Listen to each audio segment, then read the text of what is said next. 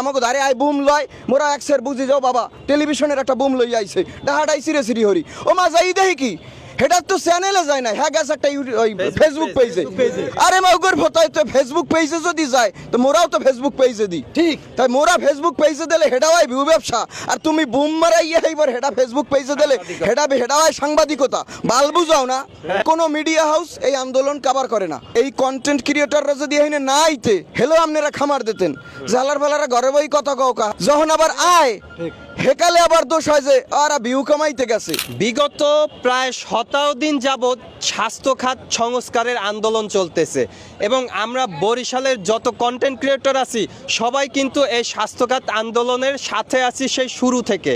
কিন্তু এর মাঝে কিন্তু কিছু পাবলিক আছে বা আমরা যাদেরকে হলুদ সাংবাদিক নামে পরিচিত বা জানি তারা কিন্তু পোস্ট করে যে ভিউ ব্যবসায়ী বা এরকম একটা টপিকে তারা কিন্তু পোস্ট করতেছে। তো নে ভাই আপনার কি মনে হয় তারা কতটা অবদান রাখতেছে এই আন্দোলনে বা কতটা নেগেটিভলি কাজ করতেছে এই আন্দোলনে?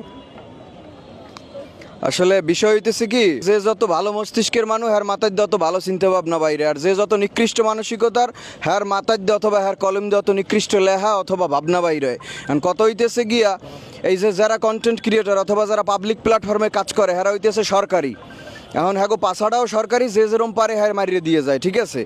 যদি বাসে বই একজন মানুষ কষ্ট পায় আটকাইত হয়ে হেলে এই যে বাসে বই যে কষ্ট পায় হেও হয়তো কন্টেন্ট ক্রিয়েটরের ভিউয়ার্স।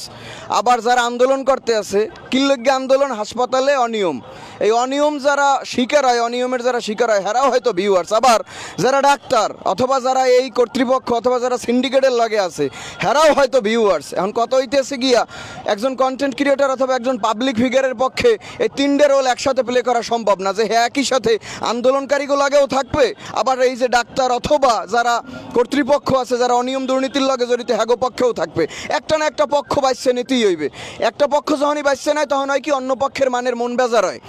এই আন্দোলনে সামিল হওয়ার কারণে যারা বাসে দুই একদিন আটকা পড়িয়ে হারা কষ্ট পাইছে কষ্ট পাওয়ার দরুন হইতেছে মানের কষ্ট দিয়ে কী ধরনের আন্দোলন আপনি যদি ভাত রান দেন তাইলে আগুনের তাপ সহ্য করা লাগবে। বড় একটা আন্দোলন এই আন্দোলন যদি আসলে বাস্তবে রূপ দিতে হয় তাইলে কিছুদিনের কষ্ট করতে হইবে। একটা মানুষ মরিয়ে যায় বিনা চিকিৎসায় এই মানুষটা মরিয়ে যাওয়ার চাইতে আপনি 6 ঘন্টা বই রয়েছেন গরমের মধ্যে এটা তো আর বেশি কষ্ট না। তো যাই হোক কত হইতেছে গিয়ে কি এখন ওই আপনি কইছেন হলুদ সাংবাদিক আমি আসলে ক্লারিফাই করতে চাই না হে হলুদ না লাল অথবা সবুজ আমি যেই জিনিসটা কইতে চাইতেছি সেটা হইতেছে এই কন্টেন্ট ক্রিয়েটররা যদি এখানে না আইতে হেলো আপনারা খামার দিতেন জালার ফালারা ঘরে বই কথা কওকা হারা দিন দিয়ে ওরালি দাও তার এই আন্দোলন চলতে আছে এতগুলো মানুষ রাস্তায় বই সিদ্ধত করতে আছে তোরা একদিন আইতেললি না এগুলাকে একাত্মতা পোষণ করতে পারতি না যখন আবার আয় হেকালে আবার দোষ হয় যে আর ভিউ কামাইতে গেছে হরবে কি বিষয় হইতেছে যারে 5টা মানুষ চেন উদ্দেশ্যটা কি আন্দোলনের যখন এই আন্দোলন শুরু হয়েছে কোনো মিডিয়া হাউস এই আন্দোলন কভার করে না। আপনারা যারা শুরু হইতে আন্দোলনে ছিলেন কোনো মিডিয়া হাউস আন্দোলন কভার করে না।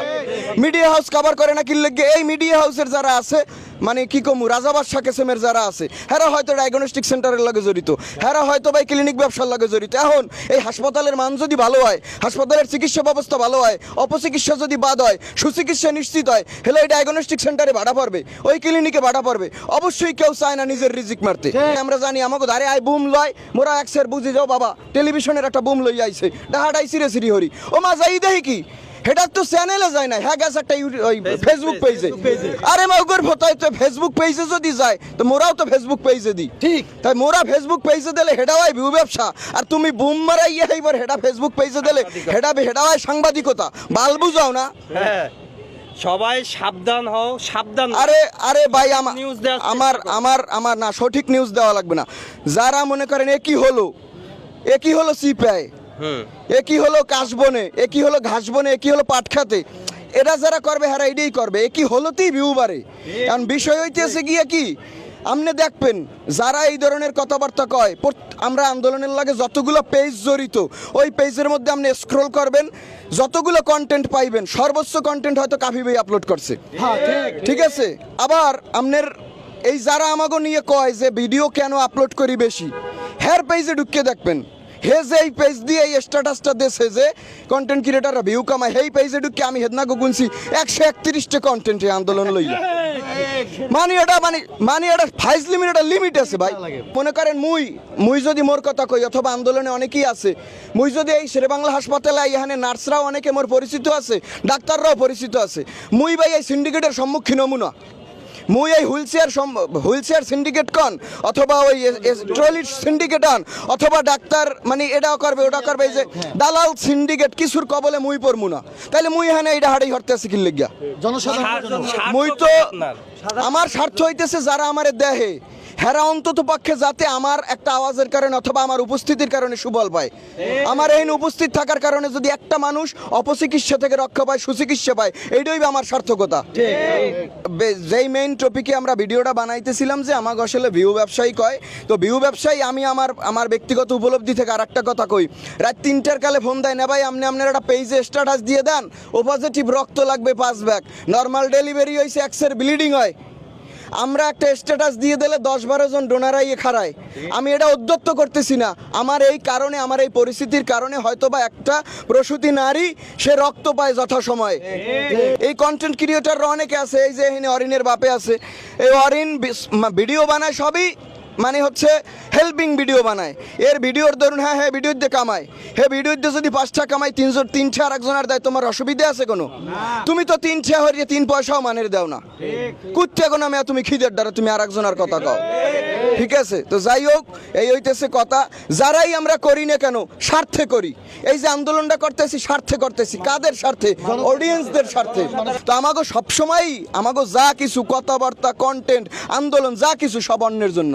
কারণ অন্য যদি খুশি থাকে আমার উপরে, তাইলে আমার ব্যবসা চাঙ্গা। আমার খুশি না, আমি ব্যবসার কথাই কইলাম। যারা আমারে ভালো পায়, যারা আমার অডিয়েন্স, তাগো প্রতি আমার কোনো দায়বদ্ধতা নাই। সেই দায়বদ্ধতা থেকে আমরা এই আন্দোলনে নামছি, এবং আমার উপস্থিত থাকার দরুন, আরো 5টা মানুষের উপস্থিত থাকার দরুন এই আন্দোলন যদি বেগবান হয়, আন্দোলন যদি নতুন মাত্রা পায়, হেডি আমাকে সার্থকতা, সফলতা।